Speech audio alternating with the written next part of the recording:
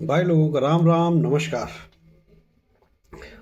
वही है, मौसम बढ़िया, इसलिए आराम करो। लेकिन इधर बिहार इलेक्शन का इतना शोरगुल रहा कि उसके बीच में कुछ सोचने और कुछ कहने सुनने के लिए बचा ही नहीं। मतलब दिमागी तौर पर इतना ज़्यादा आदमी इंगेज हो जाता है। और लेकिन फिर भी मैं आपको आज बिहार इलेक्शन से थोड़ा हट के कुछ बातें करना चाहूँगा। उन बातों में कई नाम हैं, जैसे अपने जोहरान ममदानी का, रॉब जेटन का, और सबसे ऊपर सबसे द ग्रेट ममता दी का। ममता दी का नाम मैं ले रहा हूँ, और उनका जोहरान ममदानी और इन सब से क्या, रॉब जेटन से क्या लेना देना है, ये मैं आपको वीडियो के आखिर में बताऊंगा। लेकिन कनेक्शन बहुत तगड़ा है। बिहार के इलेक्शन में ही कुछ पर्यवेक्षकों मतलब जो इंडिपेंडेंट लोग अपना सर्वे कर वगैरह कर रहे हैं, उन्होंने इस बात को हाईलाइट किया है कि जो SIR स्पेशल जो रिवीजन हुआ है वोटर लिस्ट का, तो बिहार की हार जीत में वो स्पेशल रिवीजन अब की बार कम से कम मार्जिन के रूप में, कौन कितने मार्जिन से हारेगा या जीतेगा, उसको तय करने में बड़ी भारी भूमिका निभाएगा। और ये बात मैंने एक पहले वीडियो पे भी कही थी कि ये बात सारे विपक्ष को, इंडी गठबंधन को यहाँ समझ में आ रही है, और सबसे ज़्यादा समझ में आ रही है ममता दी को। तो ममता दी इस मामले में बहुत ही पेश है। आज 4 नवंबर से ही SIR 12 राज्यों में 12 जगहों पर चालू हुई, जिसमें हमारा एक राजस्थान भी है, एक बंगाल भी है। तो बंगाल में ममता दी तुरंत फोर फ्रंट पर उतर आई हैं। वो इसको कर पाएंगी, इसको रोक पाएंगी नहीं, लेकिन वो एक ऐसा सेंटिमेंट बनाएंगी कि ताकि जब SIR करने के लिए सरकारी कारिंदे गांव देहातों में जाएं, अंदर जाएं, तो TMC का कार्यकर्ता पूरी तरह चार्ज्ड अप मिले और वो उनको इस काम से रोके, या इस काम को वो वही उसी अपने फौरी तरीके से करवाना चाहेंगे कि आ जाए, एक जगह बैठ जा, जो हम कह रहे हैं वो लिखता जा, और इन लोगों को वोटर लिस्ट पर डालो नहीं डालो वगैरह वगैरह। 2-3 प्रॉब्लम्स हैं इसमें। पहली प्रॉब्लम तो, पहले मैं आपको इसके कुछ खुशखबरियां बता दूं कि कलकत्ता से लेकर के और बॉर्डर के इलाके जितने, बांग्लादेश से सटे हुए जितने पश्चिम बंगाल के इलाके हैं, वहाँ से लोगों ने पलायन करना शुरू कर दिया है। कम से कम दिए हुए पते से तो वो निकल करके अब बाहर जा रहे हैं, क्योंकि उनको पता चल रहा है कि SIR में कुछ क्या, बहुत लोगों की पोल खुलने वाली है। पोल कैसे खुलेगी?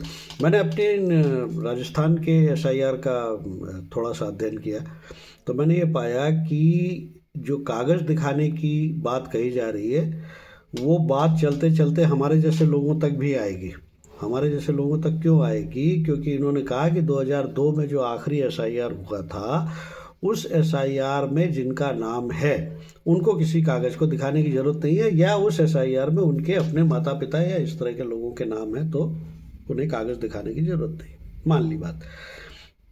मैं सोच रहा था, अपने बारे में सोच रहा था कि जब हमारी नौकरी लगी तब हम कहीं वोटर लिस्ट में नहीं थे, क्योंकि उसमें वोटिंग का राइट जो है 21 साल की उम्र के लिए होता था। जल्दी नौकरी लग गई, नौकरी लगने के बाद 36-40 साल इधर के इधर प्रदेशों और ज़िलों और इनमें घूमते रहे अपन। उसके बाद जब अपन ने 2005-2006 के आसपास सोचा कि एक जगह रहने की व्यवस्था की जाए, तब हमारा वोटर लिस्ट में नाम आया। यानी 2002 की SIR में, 2002 की वोटर लिस्ट में मुझे संदेह है कि मेरा नाम कहीं की वोटर लिस्ट में है। तो अगर नहीं है तो मुझे अपने कागज़ दिखाने पड़ेंगे। तो जो लोग कलकत्ता में और मुर्शिदाबाद में और इन्होंने घुसपैठ करके बैठे हुए थे, उनको भी कहीं ना कहीं तो दिखाना पड़ेगा ना उन कागज़ों को।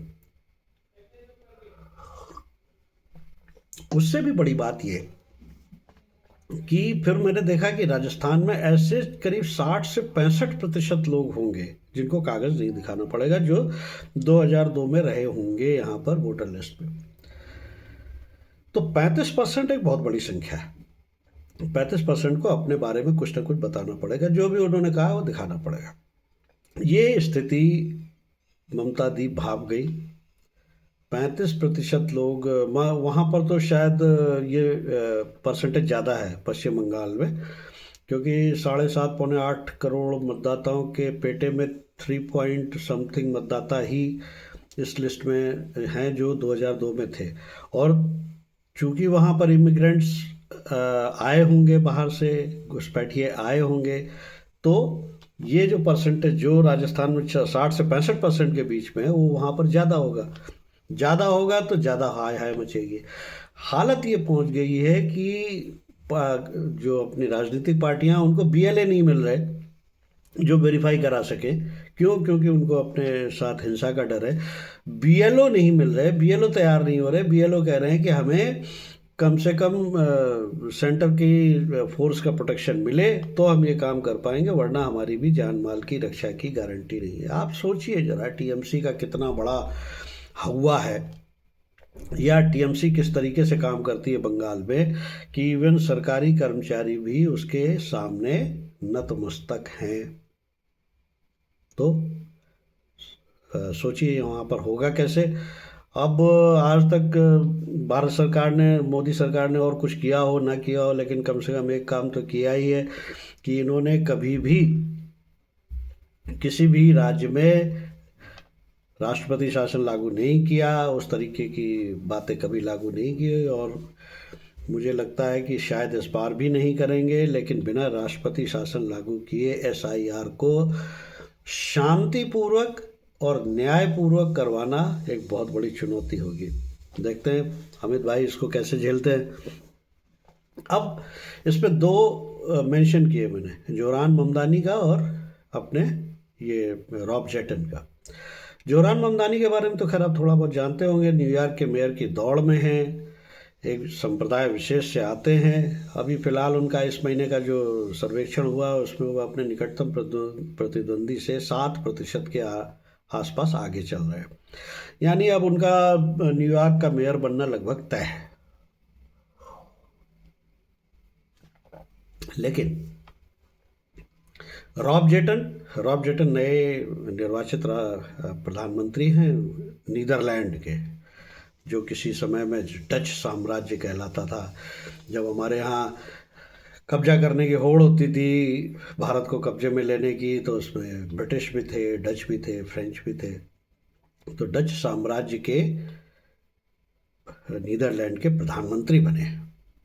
ठीक है, देश के प्रधानमंत्री बन सकते हैं, लेकिन उनके साथ एक खासियत और है कि वो पहले शायद घोषित समलैंगिक प्रधानमंत्री हैं।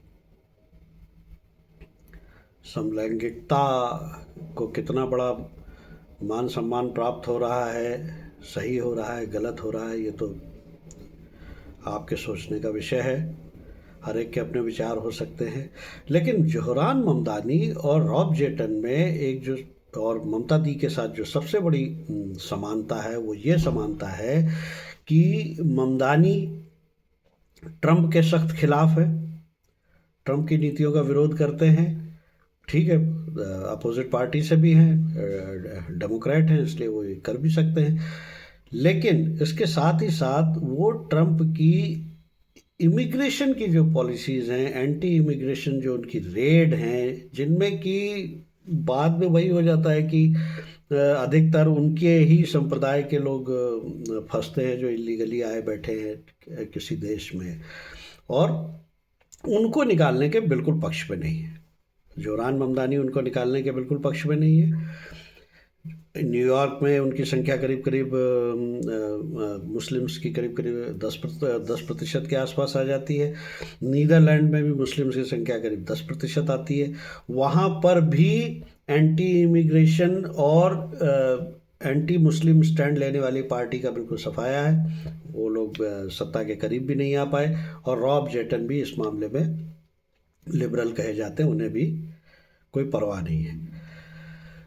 परवाह धार्मिक तरीके से देखा जाए तो कोई परवाह करने की खास आवश्यकता नहीं, सारे मानव बराबर हैं, सारे मनुष्य बराबर हैं। लेकिन इमिग्रेशन एक ऐसा मामला है जिसकी वजह से मुझे ममता दी पर बहुत ज़्यादा कोफ्त होती है, या क्रोध आता है या मैं उनके विचारों का समर्थन नहीं कर पाता हूँ, उसकी वजह ये है कि इमिग्रेशन अंततः आपके रिसोर्सेज पे किसी और का कब्जा, और आपके अपने भाई लोग जो है बेरोजगार, भूखे और निराश्रित घूम रहे आपके अपनी धरती के जाए, और फिर आप बिहार इलेक्शन में या किसी भी इलेक्शन में जाके खड़े हों और खड़े होकर ये जोर जोर से चिल्लाएं कि साहब बेरोजगारी बहुत फैल रही है, शिक्षा लोगों को नहीं मिल रही है, स्वास्थ्य सुविधाएं नहीं मिल रही।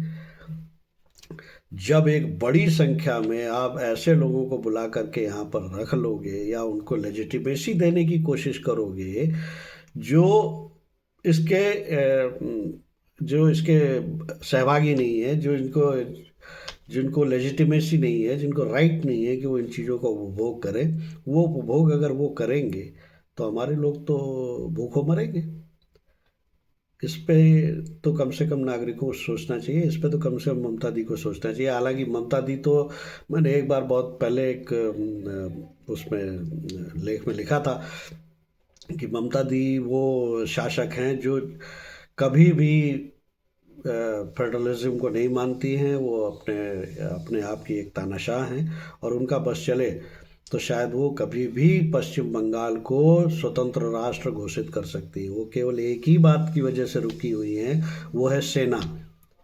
सेना भारतीय सेना नहीं, बांग्लादेश की सेना, क्योंकि अगर ये घोषित कर देंगी स्वतंत्र राष्ट्र, और बांग्लादेश और इनके पूरा समुच्चय मिलकर के वो इतनी बड़ी संख्या हो जाएगी कि बांग्लादेशी सेना इनको बांग्लादेश में मर्ज कर लेगी, पश्चिम बंगाल का प्रधानमंत्री नहीं रहने देगी। इनका डर केवल इतना ही है। खैर, आप लोग ज़रा वीडियो को लाइक सब्सक्राइब ज़रूर करिए, और बिहार चुनाव के बारे में भी जल्द बात करेंगे। वहाँ पर भी कम से कम रिज़ल्ट के बाद तो इस बात पर ध्यान देना ही होगा कि वहाँ इमिग्रेंट्स का SIR हो जाने से कितना फ़र्क पड़ा है ना। इस समय के लिए फ़िलहाल राम राम, नमस्कार, थैंक यू।